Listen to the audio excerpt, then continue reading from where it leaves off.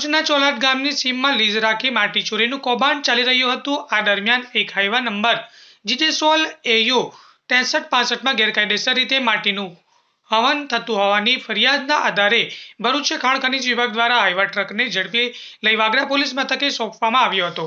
ગાડીનો માલિક મિનહાજ પટેલ હોવાનું સામે આવ્યું છે। આ હાઈવામાં ગેરકાયદેસર રીતે માટી લોડ કરી રોયલ્ટી વિના જ કંપનીમાં ઠલવવામાં આવી રહી હતી। ખાણ ખનીજ વિભાગે કઠોર કાર્યવાહી કરી હાઈવા માલિક મિનહાજ પટેલને 2,25,625 રૂપિયાનો માતબર દંડ ફટકાર્યો છે।